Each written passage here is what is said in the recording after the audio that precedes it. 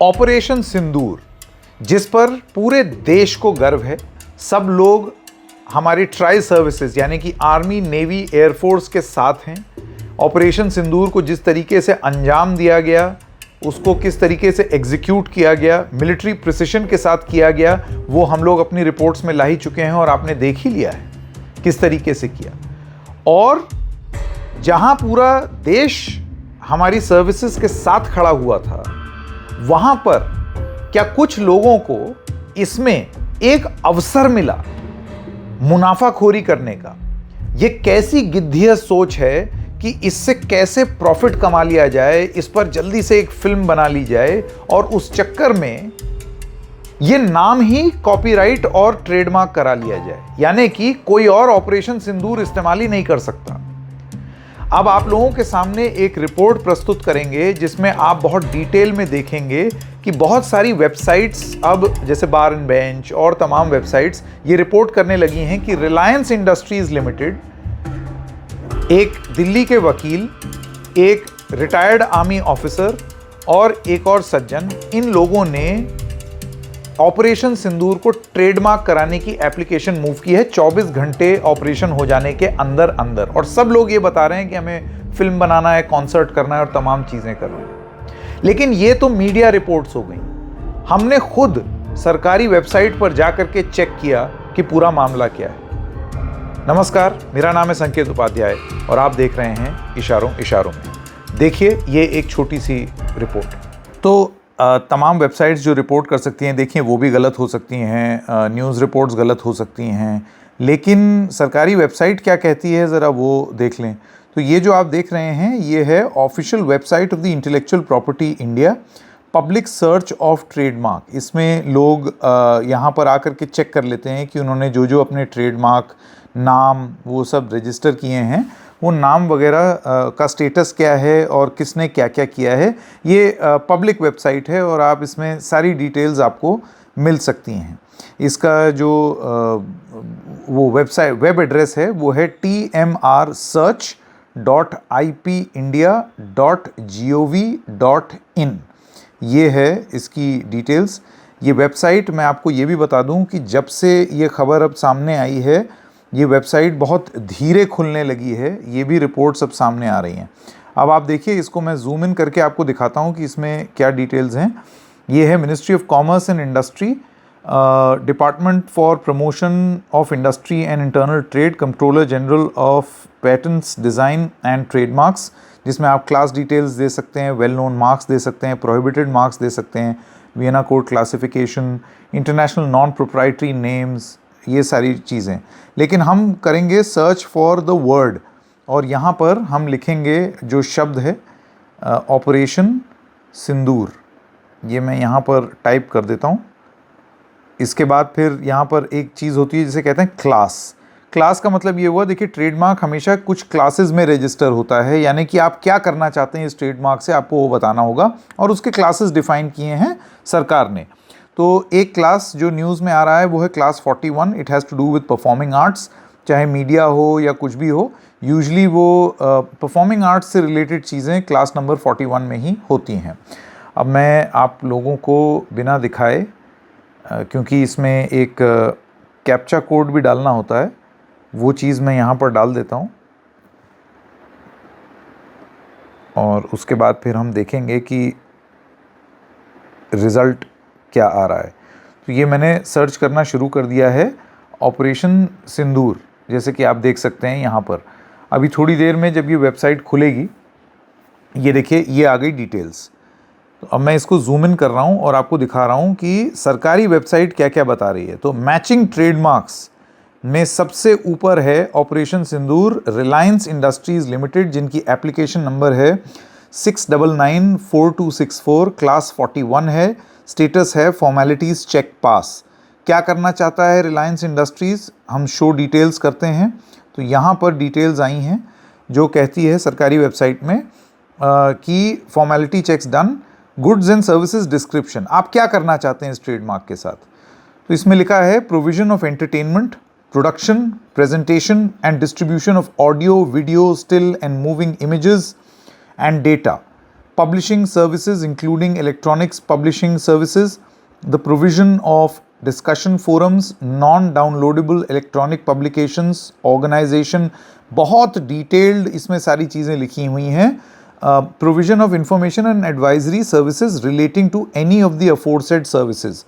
Clearly ये film के उद्देश्य से या डॉक्यूमेंट्री बनाने के उद्देश्य से रिलायंस इंडस्ट्रीज लिमिटेड ने ऑपरेशन सिंदूर को ट्रेडमार्क करा, यानी कि कोई और इस नाम को ऑपरेशन सिंदूर को ना इस्तेमाल कर ले, वो एप्लीकेशन यहाँ पर रिलायंस इंडस्ट्रीज ने लगाई है. ये अकेले नहीं हैं, इसके अलावा जैसे कि आप देख सकते हैं यहाँ पर मुकेश चेतराम अग्रवाल हैं, इन्होंने भी अप्लाई किया है, लेकिन स्टेटस है सेंड टू वियना कोडिफिकेशन.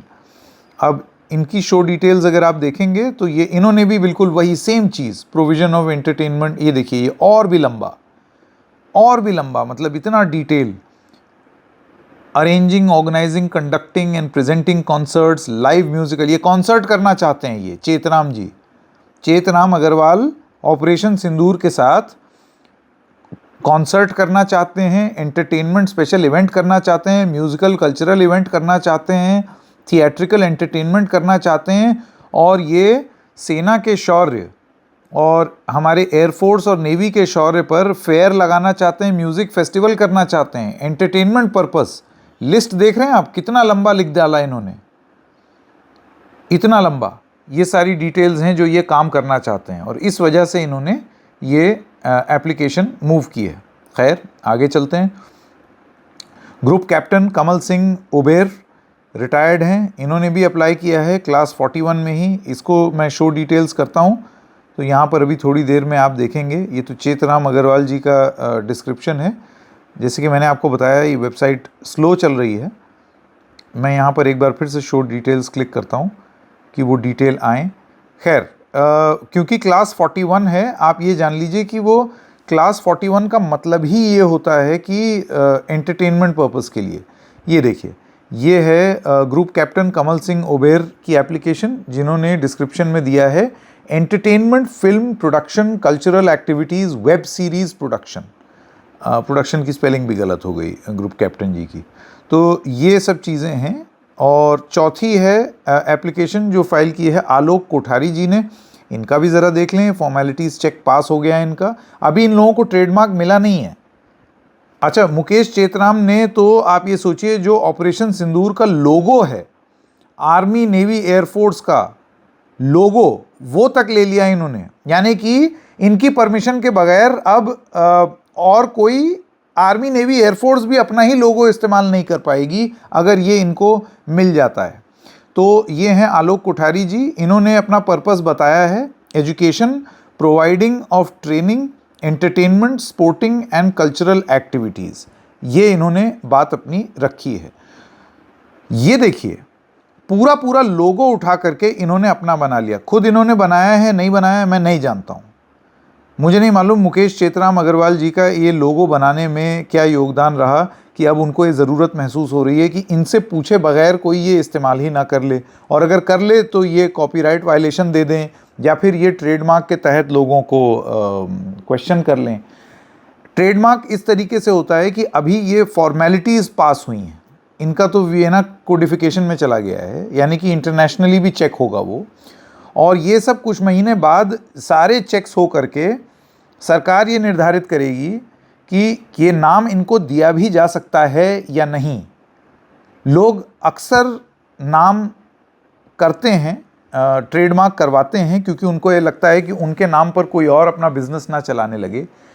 लेकिन सेना का शौर्य और देश का शौर्य मुनाफाखोरी के लिए 24 घंटे के अंदर अंदर ही आप अगर उसको ट्रेडमार्क करा लें तो इससे शौर्य से मुनाफाखोरी तक का गिद्ध्य व्यवस्था ये नहीं है तो फिर और क्या है.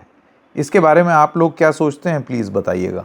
तो जैसे कि आप लोगों ने इस रिपोर्ट में देख लिया, बहुत डिटेल में सारी चीज़ें स्पष्ट हैं कि किस किस ने किस मकसद से ऑपरेशन सिंदूर को ट्रेडमार्क कराना चाहा है. जैसे कि हमने आपको बताया, ऐसे ही आप सोचें और हो जाए, ऐसे नहीं होता है.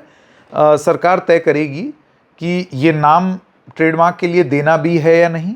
सरकार ये तय करती है कि ये नाम किसी और से मिलता जुलता है या नहीं। अब जैसे एक अग्रवाल साहब हैं, उन्होंने तो आर्मी नेवी एयरफोर्स ने जो ऑपरेशन सिंदूर का लोगो बनाया, उन्होंने वो लोगो ही अपना ट्रेडमार्क करा लिया कि ये लोगो भी मेरा।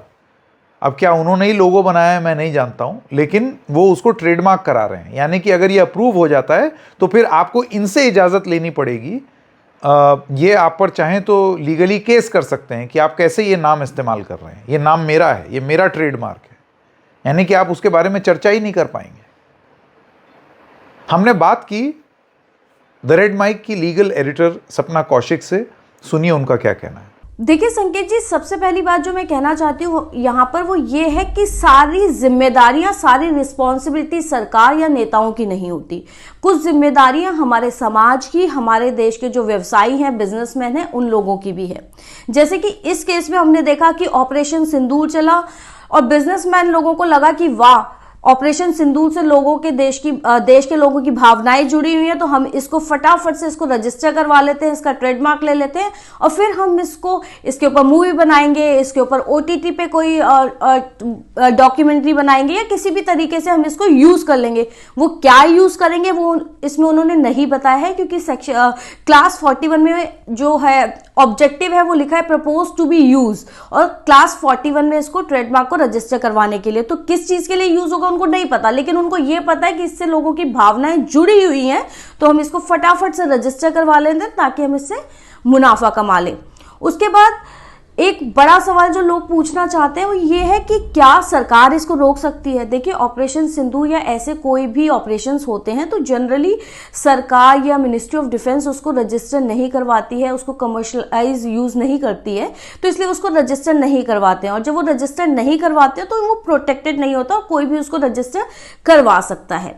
लेकिन फिर भी सेक्शन 9 क्लॉज 2 और सेक्शन 11 के तहत रजिस्ट्रार के पास ये राइट है कि अगर उनको ऐसा लगता है कि किसी भी मिलिट्री या किसी भी आर्म फोर्सेस के ऐसे ऑपरेशंस के साथ अगर ट्रेडमार्क कोई और व्यक्ति रजिस्टर करवाता है और उससे कोई मिसलीडिंग इंफॉर्मेशन जाती है कि वो उससे एसोसिएटेड थे या किसी भी तरीके से दूसरे की देश में किसी भी व्यक्ति की भावनाएं आहत हो सकती हैं या पब्लिक पॉलिसी के अगेंस्ट है, तो वो उसको डिनाई कर सकता है। या फिर गवर्नमेंट इसमें अगर ऑब्जेक्शन ले लेती है कि आप इसका रजिस्ट्रेशन नहीं करवा सकता कोई दूसरा व्यक्ति, तो बिल्कुल सरकार इसका रजिस्ट्रेशन होने से रोक सकती है, इस ट्रेडमार्क को ऑब्जेक्शन लगा सकती है।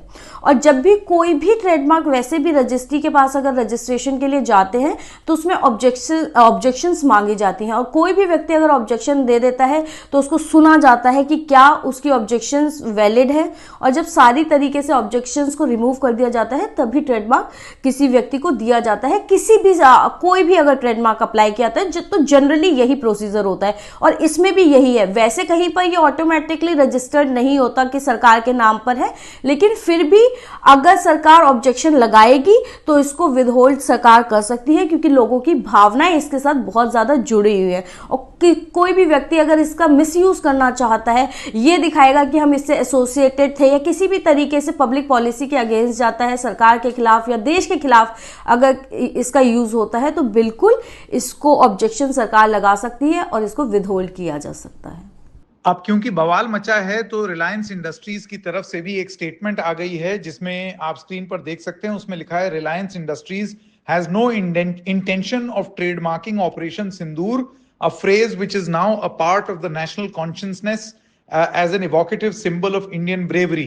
Jio Studios, a unit of Reliance Industries, has withdrawn its trademark application. यानी कि वो मान रहे हैं कि ट्रेडमार्क एप्लीकेशन रिलायंस इंडस्ट्रीज ने पहले लगाई थी, इसी वजह से तो अब विड्रॉ कर रहे हैं। फिर वो कहते हैं which was filed inadvertently by a junior person without authorization, कि किसी जूनियर ने वो ट्रेडमार्क लगा दिया बिना अप्रूवल लिए। Reliance Industries and all its stakeholders are incredibly proud of Operation Sindoor, which came about in response to a Pakistan-sponsored terrorist attack in Pahalgam.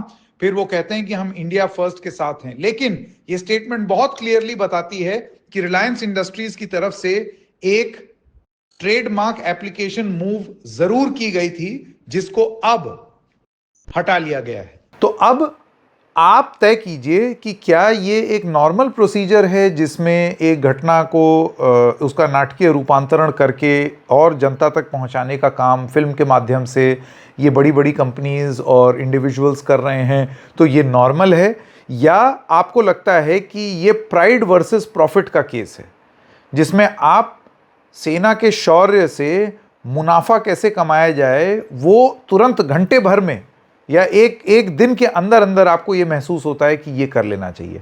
आप इसको जायज़ मानते हैं या नहीं, ये मैं आपके ऊपर छोड़ता हूँ, आप तय करिए। यू आर द बेस्ट जज। कुछ लोगों को सही लगेगा, कुछ को नहीं।